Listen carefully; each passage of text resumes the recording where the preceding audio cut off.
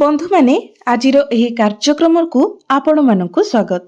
आजिर एही कार्यक्रमटी मीन राशि व्यक्ति विशेष मानक पई बहुत गुरुत्वपूर्ण अटे, बहुत ही खास अटे।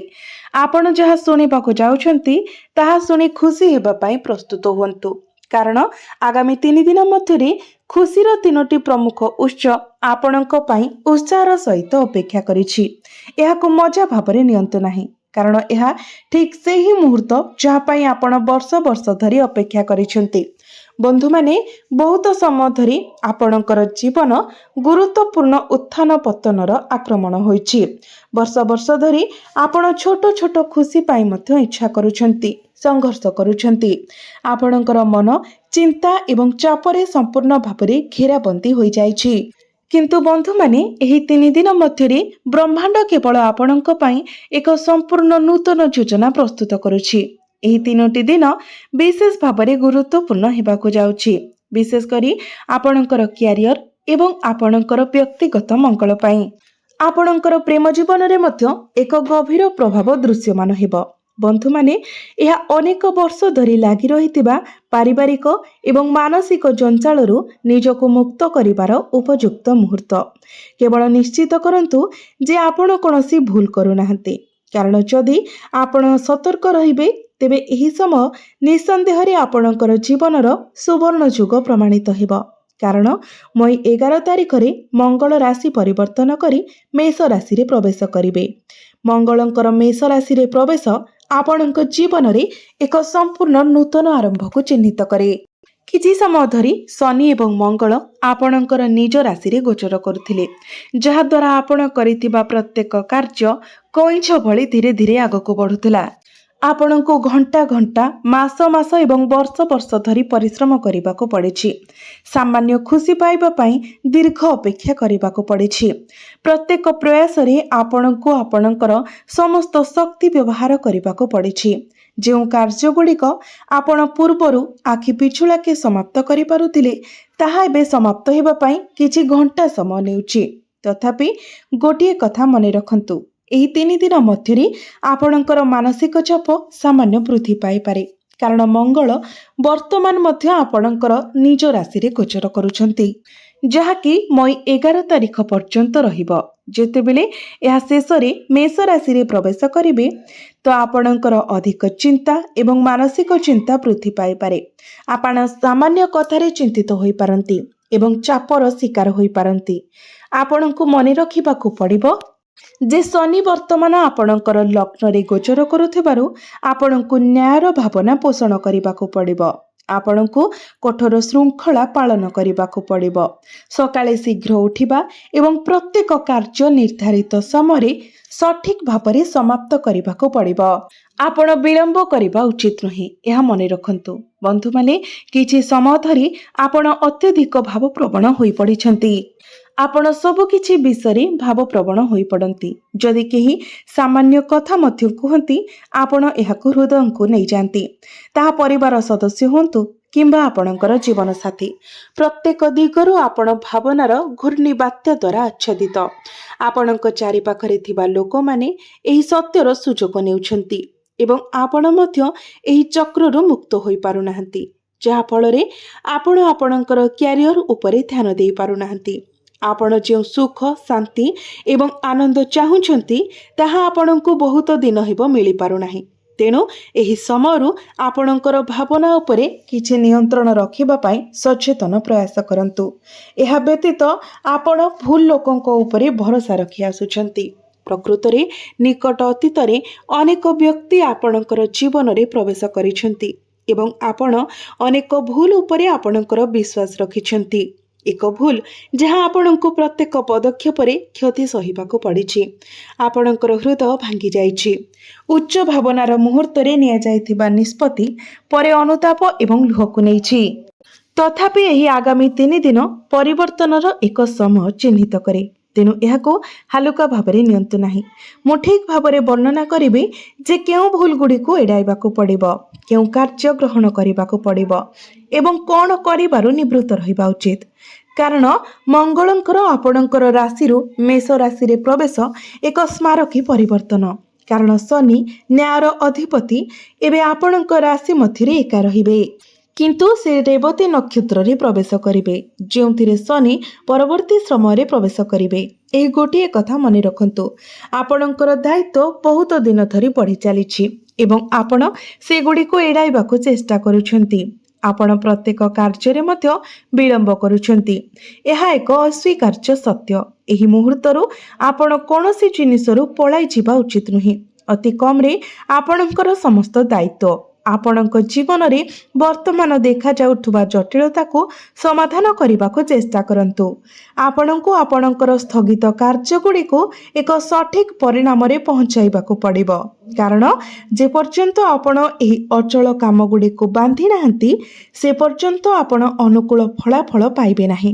ଏହା ବ୍ୟତୀତ ଆପଣଙ୍କ ଜୀବନରେ ବହୁତ ସମୟ ଧରି ଏକ ଦ୍ୱିଧା ଭାବନା ରହିଛି। ଯଦି ଆପଣ କୌଣସି ନିର୍ଦ୍ଦିଷ୍ଟ ବିଷୟରେ ନିଜକୁ ଦ୍ୱନ୍ଦ୍ୱରେ ପାଆନ୍ତି, ତେବେ କେବଳ ସେହି କାର୍ଯ୍ୟକୁ ସମ୍ପୂର୍ଣ୍ଣ ଭାବରେ ହାତଛଡ଼ା କରନ୍ତୁ। ଧରାଯାଉ ଆପଣ କୌଣସି ସ୍ଥାନରେ ଆପଣଙ୍କର ଟଙ୍କା ନିବେଶ କରିବାକୁ ଚିନ୍ତା କରୁଛନ୍ତି, କିନ୍ତୁ ଆପଣ ଦ୍ୱିଧା ଅନୁଭବ କରୁଛନ୍ତି। ଏପରି କ୍ଷେତ୍ରରେ ସେଠାରେ ବିନିଯୋଗ କରନ୍ତୁ ନାହିଁ ଯେପର୍ଯ୍ୟନ୍ତ ଆପଣ 100% ନିଶ୍ଚିତ ନ ହୁଅନ୍ତି, ଯେପର୍ଯ୍ୟନ୍ତ ଆପଣ ସମ୍ପୂର୍ଣ୍ଣ ସ୍ପଷ୍ଟତା ନ ପାଉଛନ୍ତି ଏବଂ ଯେପର୍ଯ୍ୟନ୍ତ ଆପଣ ଏହି ବିଷୟରେ ସମ୍ପୂର୍ଣ୍ଣ ଆତ୍ମବିଶ୍ୱାସୀ ଅନୁଭବ ନ କରନ୍ତି, ସେ ପର୍ଯ୍ୟନ୍ତ ଆପଣଙ୍କୁ କୌଣସି ସ୍ପଷ୍ଟ ନିଷ୍ପତ୍ତି ନେବାରୁ ଦୂରେଇ ରହିବା ଉଚିତ। ଯେତେବେଳେ ଆପଣ ଦ୍ୱନ୍ଦ୍ୱରେ ଅଛନ୍ତି, ସେତେବେଳେ ଆପଣଙ୍କୁ କୌଣସି କାର୍ଯ୍ୟ କରିବାରୁ କଡ଼ାକଡ଼ି ଦୂରେଇ ରହିବା ଉଚିତ। ଦୟାକରି ଏହି କଥାକୁ ମନେ ରଖନ୍ତୁ। ଏହା ସହିତ ମନେ ରଖନ୍ତୁ ଯେ ମଙ୍ଗଳଙ୍କର ପ୍ରଭାବ ଆପଣଙ୍କର ସମସ୍ତ ସ୍ଥଗିତ କାର୍ଯ୍ୟକୁ ସମାପ୍ତ କରିବାକୁ ସ୍ଥିର ହୋଇଛି। ଆପଣଙ୍କ ଜୀବନରେ ଅସମ୍ପୂର୍ଣ୍ଣ ରହିଯାଇଥିବା କିମ୍ବା ବର୍ତ୍ତମାନ ସ୍ଥଗିତ ଥିବା ଯେକୌଣସି ବିଷୟ ଏବେ ସମାଧାନ ହେବାକୁ ଯାଉଛି, ତେବେ ହିଁ ଜିନିଷଗୁଡ଼ିକ ପ୍ରକୃତରେ ସ୍ଥାନ ପାଇବ। ଏହା ବ୍ୟତୀତ ମୁଁ ଏକ ସାଧାରଣ ପ୍ରଶ୍ନର ଉତ୍ତର ଦେବାକୁ ଚାହୁଁଛି। ଅନେକ ଲୋକ ନିଷ୍ପତ୍ତି ସମ୍ପୂର୍ଣ୍ଣ ଭାବରେ ଆପଣଙ୍କ ହାତରେ। ଏହି ସମୟରେ ଆପଣ ଯେତେ ଅଧିକ ପ୍ରୟାସ କରିବେ, ଆପଣ ବର୍ତ୍ତମାନ ଯାହା ପ୍ରୟାସ କରୁଛନ୍ତି ତାହାର 100% ଫଳାଫଳ ପାଇବେ। ତେଣୁ ଏହି ସମୟ ମଧ୍ୟରେ ଆପଣ ଯେଉଁ ଅଳସ୍ୱାମୀ ପ୍ରବୃତ୍ତି ପ୍ରଦର୍ଶନ କରୁଛନ୍ତି ତାହା ଦୂର କରିବାକୁ ଚେଷ୍ଟା କରନ୍ତୁ। ବନ୍ଧୁମାନେ, ଆପଣଙ୍କର ସମ୍ପର୍କରେ ମଧ୍ୟ ଗୁରୁତ୍ୱପୂର୍ଣ୍ଣ ଉନ୍ନତି ଘଟୁଛି। ପରିବାର ମଧ୍ୟରେ ସୃଷ୍ଟି ହେଉଥିବା ଯେକୌଣସି ଭୁଲ ବୁଝାମଣା ଏବେ ସମାଧାନ ହେବ। ବହୁତ ସମୟ ଧରି ଆପଣଙ୍କର ସମ୍ପର୍କରେ ଏକ ନିର୍ଦ୍ଦିଷ୍ଟ ଦୂରତା ସୃଷ୍ଟି ହୋଇଥିଲା। ଆପଣଙ୍କର ଜୀବନସାଥୀ କିମ୍ବା ଆପଣଙ୍କର ସମ୍ପର୍କୀୟମାନଙ୍କ ସହିତ ଏବଂ ମତାମତର ଛୋଟ ପାର୍ଥକ୍ୟ କିମ୍ବା ମତଭେଦ ଜାରି ରହିଥିଲା। ଆପଣଙ୍କର ଦୃଷ୍ଟିକୋଣ ସମାନ ନଥିଲା ଏବଂ ଆପଣ ଆପଣଙ୍କ ପରିବାରର ସଦସ୍ୟଙ୍କ ଠାରୁ ଆପଣଙ୍କ ବ୍ୟକ୍ତିଗତ ଆକାଂକ୍ଷା ସମ୍ପର୍କରେ ଆପଣ ଚାହୁଁଥିବା ସମର୍ଥନ ପାଉନଥିଲେ। ତଥାପି ସମୟ ଏବେ ଅନୁକୂଳ ହୋଇଛି। ପରିସ୍ଥିତି ସ୍ୱୟଂଚାଳିତ ଭାବରେ ସମାଧାନ ହୋଇଯିବ। ଆପଣଙ୍କ ପରିବାରର ସଦସ୍ୟମାନେ ଆପଣଙ୍କ ସହିତ ଠିଆ ହେବେ ଏବଂ ଆପଣଙ୍କ ଜୀବନସାଥୀ ଆପଣଙ୍କୁ ମାନସିକ ଏବଂ ଭାବପ୍ରବଣ ସମର୍ଥନ ପ୍ରଦାନ କରିବେ। ନିକଟ ଅତୀତରେ ଆପଣ ଅତ୍ୟଧିକ ଅଧିକ ଚିନ୍ତା କରିବାର ପ୍ରବଣ ହୋଇଯାଇଛନ୍ତି ଏବଂ ପ୍ରତ୍ୟକ୍ଷ କିମ୍ବା ପରୋକ୍ଷ ଭାବରେ ଆପଣଙ୍କର କାର୍ଯ୍ୟଗୁଡ଼ିକ ଆପଣଙ୍କ ପରିବାର ମଧ୍ୟରେ ଅଜାଣତରେ କଷ୍ଟ ସୃଷ୍ଟି କରିଥିଲା। ଏହା ଗ୍ରହଣ କରିବା ପାଇଁ କିଛିଟା ତିକ୍ତ ସତ୍ୟ ହୋଇପାରେ, କିନ୍ତୁ ଏହା ସତ୍ୟ।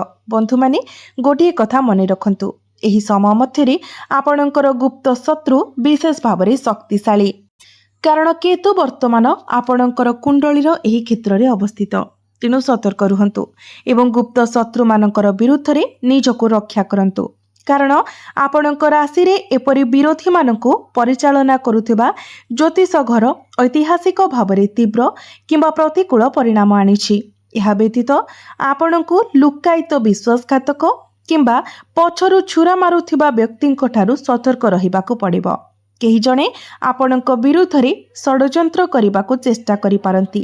ଆପଣ ଚାକିରିରେ ନିୟୋଜିତ ହୁଅନ୍ତୁ କିମ୍ବା ବ୍ୟବସାୟରେ ନିୟୋଜିତ ହୁଅନ୍ତୁ, ଆପଣଙ୍କୁ ଆପଣଙ୍କର ପ୍ରତିଯୋଗୀମାନଙ୍କ ବିଷୟରେ ମଧ୍ୟ ସତର୍କତା ଅବଲମ୍ବନ କରିବାକୁ ପଡ଼ିବ। ଏହା ସହିତ ଆପଣଙ୍କର ବ୍ୟକ୍ତିଗତ ଜୀବନର ବିବରଣୀ କାହା ସହିତ ଅତ୍ୟଧିକ ମୁକ୍ତ କିମ୍ବା ଆକସ୍ମିକ ଭାବରେ ସେୟାର କରନ୍ତୁ ନାହିଁ। ଆମେ ଆପଣଙ୍କୁ ଦୃଢ଼ ପରାମର୍ଶ ଦେଉଛୁ ଯେ ଆପଣ ଆପଣଙ୍କ ଜୀବନର କୌଣସି ଗୁପ୍ତ କଥା ଅନ୍ୟମାନଙ୍କ ଆଗରେ ପ୍ରକାଶ କରନ୍ତୁ ନାହିଁ, କାରଣ ଏପରି ସୂଚନା ବାହାରକୁ ବାହାରି ଆସିବାର ଆଶଙ୍କା ଅଛି। ଯଦି ଆପଣ ବର୍ତ୍ତମାନ ଭ୍ରମଣ କରୁଛନ୍ତି, किंबा एक प्रमुख यात्रा योजना करुछंती तेबे सतर्कतार सहित आगक बढ़ंतु। यात्रा परिचालना करुथिबा ज्योतिष सूचक गुड़िक एही समय किछिटा दुर्बल एवं राहु मध्य किछि असुविधा किंबा प्रतिबंधक सृष्टि करि पारंती। किछि समय धरि आपण हुएत द्वंद्वर अनुभव करुछंती। केउं पदक्षेप नेबाकू पड़िबो किंबा केउं निष्पत्ति नेबाकू पड़िबो ताहा निश्चित नुहे, जहाँ आपणको आपणक जीवनर दिग विषय हजि जाइथिबा अनुभव कराउछि।